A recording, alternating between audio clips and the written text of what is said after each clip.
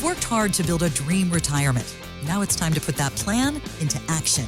This is Retire ATL with Aaron Vincent and Matt Decker. The team at Vincent Financial wants to help you build, protect, and grow income to get you to and through retirement. Now, Retire ATL with Aaron Vincent and Matt Decker. This is the Retire ATL podcast, all powered by the Vincent Financial Group. You can get more when you visit retireatlradio.com. Thanks for subscribing. Thanks for downloading. Now, let's get to the show. My name is Mark Owens. Gentlemen, 3 key pillars that we talk about every weekend here: tax planning, risk management, and income. Let's talk about your 401k with some income. Good way to start? Love it. Let's do it. So it was created 401k, created back in the 80s. All right, go ahead and actually me right there. It was actually created when? 1978. Well, actually, Mark. But it wasn't put in place until, I believe, 80. Yeah. The legislation was passed in 78. The point was to defer taxes on certain income, not as a primary retirement plan, but for many Americans, that's what it's become. So the big question is the 401k dead? I want you to hear this clip from Charles Payne, who told Fox Business. I don't know that it's dead. I will say, though, that the 401k hasn't lived up to the hype. And I think that's one of the problems, right? And every year they come out and they'll say we have this many 401k millionaires, right? And it sounds like a huge number. That's cool. Then you say, well, how many people have a 401k? And it's like 0.03% of everyone with one. So the promise was that if you just put this money in, it was going to end up being worth a lot of money. And I don't know that it's dead, but I think people have to approach it differently. And I think they're starting to, particularly like the 60-40 portfolio. I think that's a huge mistake. On the 40 side, 40% in bonds, I think is just a massive mistake at this point. Aaron Vincent Matt Decker, is the 401k dead, or does it need a revamp, or is it going pretty good? It sounds like it's all over the place. We started talking about 401ks there, and then we ended talking about took a sharp turn to bonds. The 60-40 portfolio Wow. in bonds. The 401k, I know a lot of people like to dog on the 401k. And we've talked often about the educational workshops that we do all over the Atlanta metro area. If you're interested, let us know. We probably have one near you coming up in the next month or so. 770-741-0120. You can text that number, seminar. We'll send you the locations, the times, and the dates. But one of the things that we talk about in those workshops is the idea of the difference between a 401k and a pension. And we ask, who here has a pension? And every once in a while, a hand or two will go up. If we get 3 or 4 hands, that's a lot in a crowd that size. And inevitably, most people, the ones who don't raise their hand, are sitting there thinking, well, I wish I had one of those. Must be John nice. John in the front row there, must be nice for him. Like, he's got a pension. I just got this 401k. He's going to keep getting paid for the rest of his life. I'm not. Exactly. And so I understand why people are down on the 401k. It does require more work out of you, right? You have to actually go in and you have to choose how much you're going to save. Mm-hmm. Now, that's one component. And so if Aaron elects to defer 10% of his paycheck and I elect to defer 3% of mine, and we make the same amount of money, Aaron's probably going to have more money than me. I'm going to win. Now, is that the 401k's fault, or is that my fault? That's your fault. Okay. If we both decide to defer the same amount of money, he's going to defer 10 and I'm going to defer 10, we make the same amount of money, but Aaron goes in and actually sets his allocations. He builds a growth portfolio. He goes into that 401k and he thinks, let me find the riskiest, highest flying allocations in this thing and let me try to do something cool. Might as well. I can't touch it for 30 years anyway, so let me go try and take a bunch of risk. Mm-hmm. Meanwhile, I never go into my 401k account. I never set my election, and it sits in a money market fund for 30 years. Who's going to have more money? Aaron is. Now, is that the 401k's fault, or is that my fault? That's my fault. Right. The reality is the 401k, it's nowhere near dead, number one. There are issues with it, but most of the issues with the 401k are more around, the burden is on me to actually go in and make some smart choices for myself. And depending on whether or not I attended the HR luncheon where they explained my 401k, maybe the person doing it didn't do a good job, or I don't know what my options are, it falls on me to make those good decisions. But the real world example is this.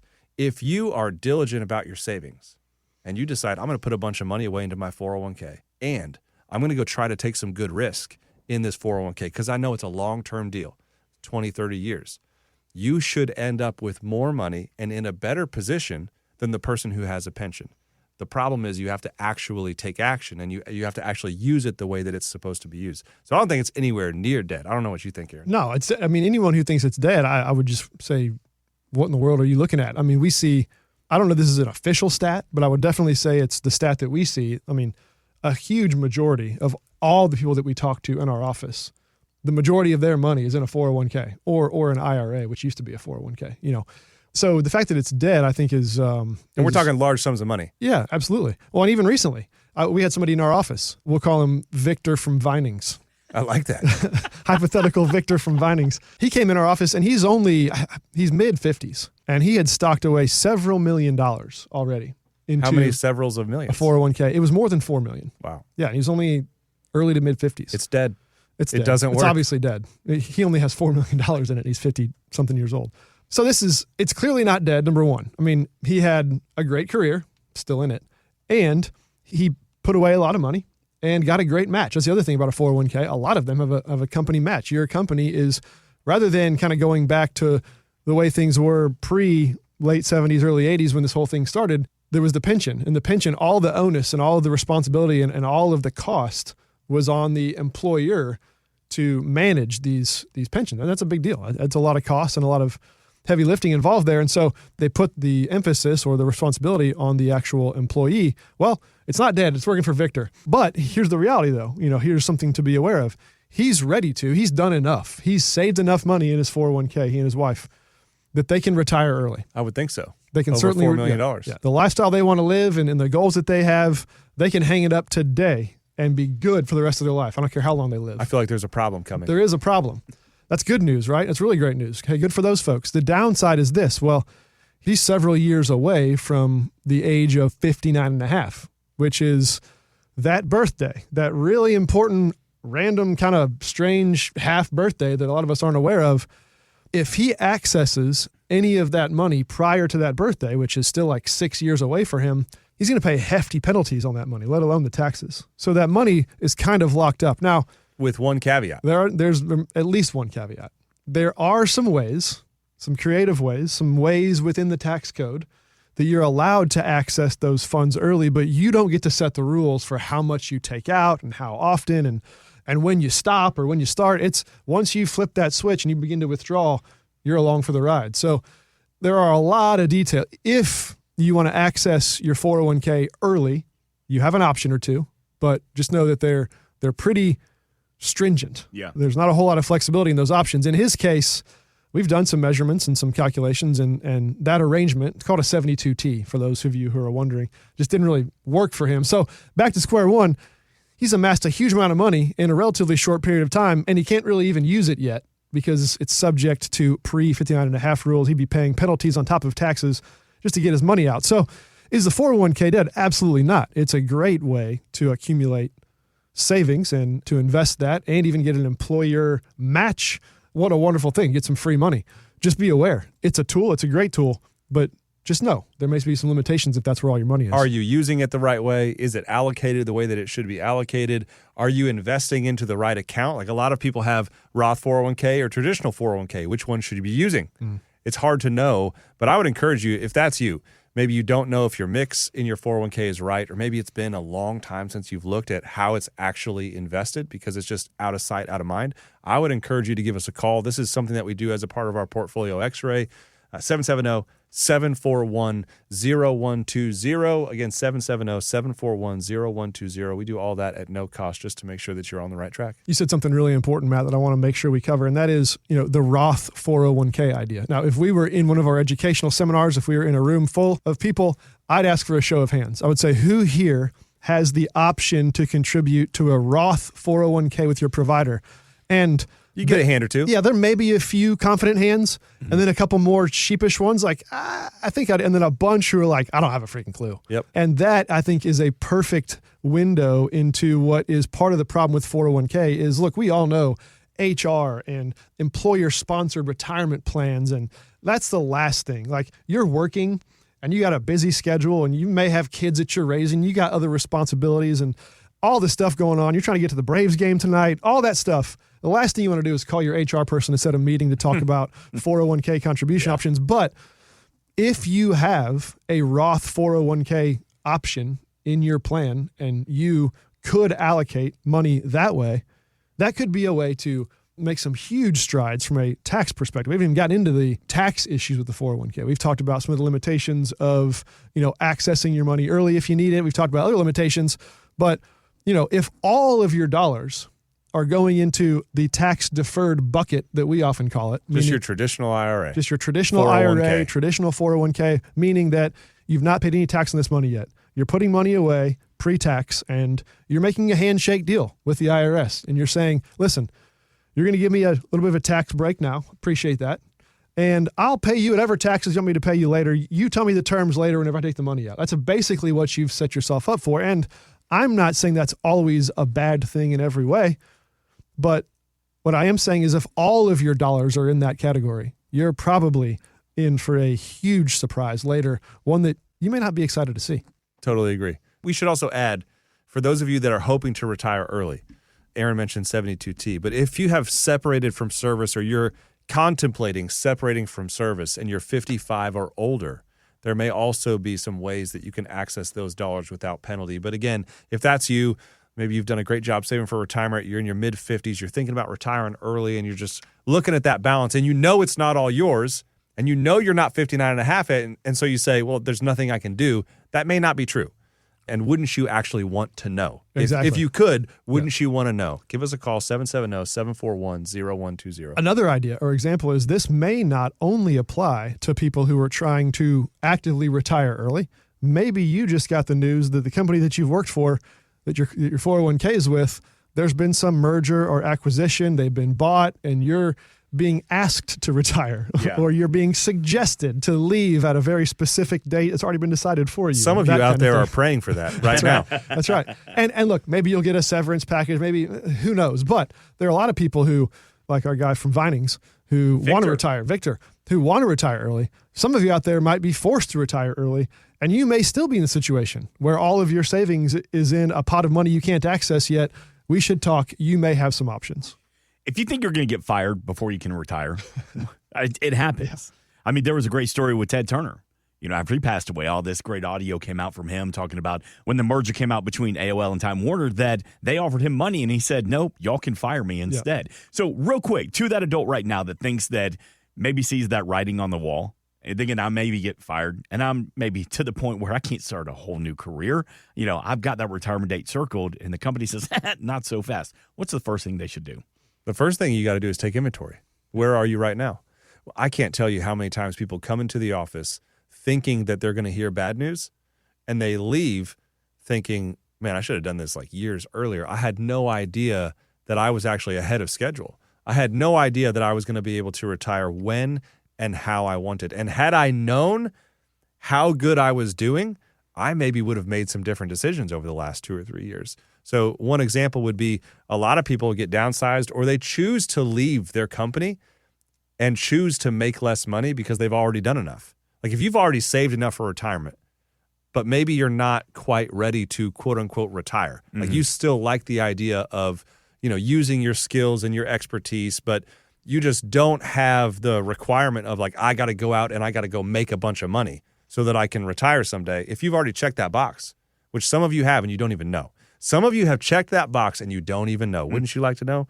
I would think you'd want to know.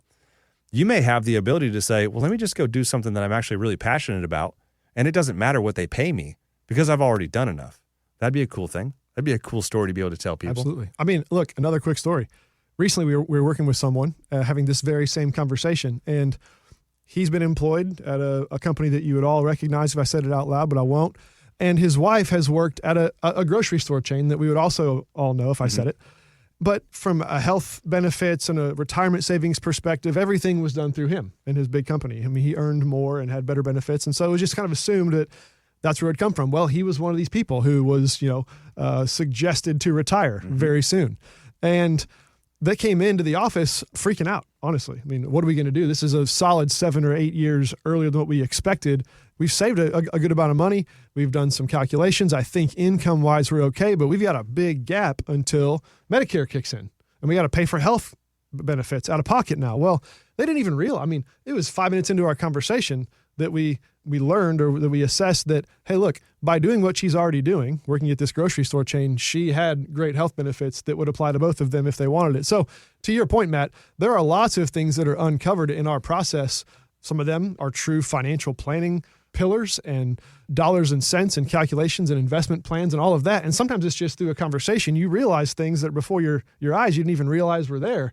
And I think that's a lot of people talk about coming into our office and just breathing a sigh of relief because, to your point, Matt, they're expecting bad news. They're expecting to hear, you haven't done enough. What were you thinking with this investment? Why do you have this? Why did you wait this long? Like all of that. And usually it's like, no, here's 3 or 4 ideas that we've got for you that are going to impact your situation positively right now. And it's a good story.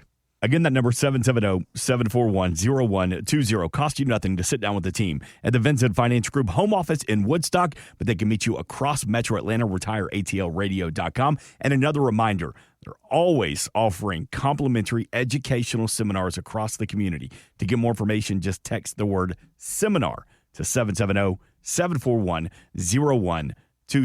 Speaking of community, we kind of took a sample size of the adults in Metro Atlanta. What are they looking for? What do they need from financial advisors, from wealth managers? And one of the bigger responses we got was, Vincent Financial Group, what can you do for me? Because at the end of the day, it's all about me. It's all about my money. So let me pose that question to you, Aaron Vincent, Matthew Decker. What can you do for me? Yeah, Aaron, what can you do for me? Aaron? How about this? There may be a lot of things we can do for you, but one thing I can assure you that we can do, and we can do it pretty quickly and pretty early in our process, is tell you exactly where you are. What we find, is that a lot of people just don't know how, and how could they? This isn't taught in school. It's not taught in your HR department. It's not kind of common knowledge, but how do you know how much income and what lifestyle that the pile of money that you saved so far can provide for you? How do you know your money's going to last? How do you know your money's going to last? How do you know what taxes you're going to pay on that money? How do you know, what your income can be if you begin to kind of create an income stream from the money that you saved and invested so far? A lot of folks just don't even know the first question or the answer to the first question. That is, where am I?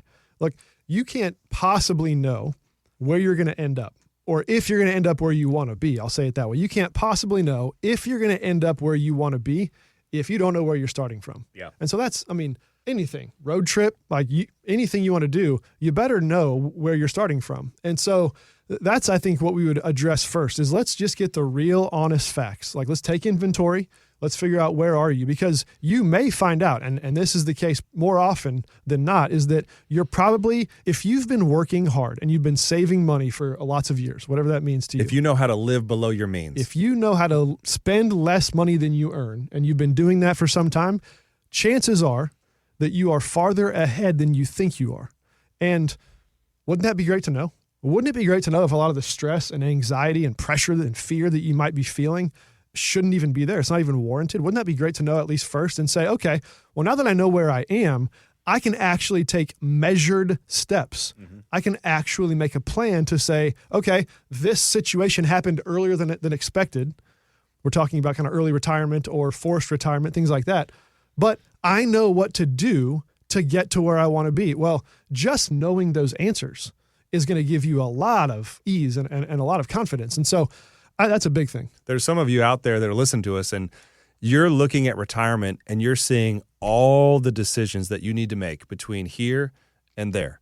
And you're not sure whether or not you've done enough. You don't know how much money you can spend. There's things that you probably want to do.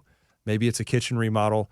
Maybe it's go on a couple vacations that are on the bucket list. There's things you want to do and you're not doing them. And if you were just fine, if it were true that you had nothing to worry about, how soon would you want to know? As soon as possible. Exactly. And yet, so many people, they let that fear of I might get bad news stop them from getting the answer to that question. Yeah. And it's, again, Aaron, I love the way you phrase that. If you know how to live below your means, if you know how to save money and you've been diligent, chances are you're probably in a better situation than you even know. Mm-hmm. And very rarely does someone come into the office, having been a diligent saver, knows how to live below their means. We go through our process and we have bad news. Like, that is a very rare. Yeah. So if it were true that you had nothing to worry about, how soon would you want to know? Yesterday. Exactly. I want to find out yesterday. So you need to call the office. You need to find out. That's what we can do for you. 741-0120. Help you find out yesterday. You are good. And how often do you talk to somebody and they've, for whatever reason, been sitting on their hands, put their head in the sand? Hope is their strategy. They finally pull the trigger. They make the phone call. They sit down with you. You start putting a plan together, and they just go, Aaron, Matt, man, I wish I would have called you a year ago. Literally every week. Yeah. We hear that literally every week. I think that Matt's been saying it for the past few minutes here.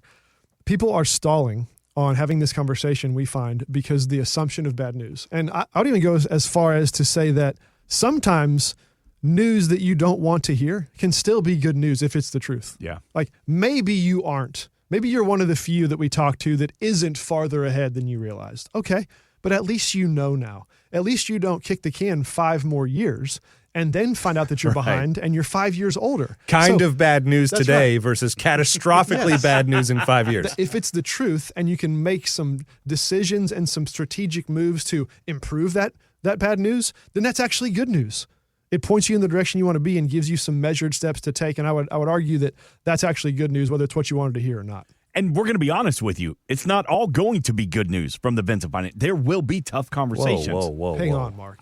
Listen, We want people to call us at 770-741-0120. but I want to be a realist as well. You're right. It's exactly right.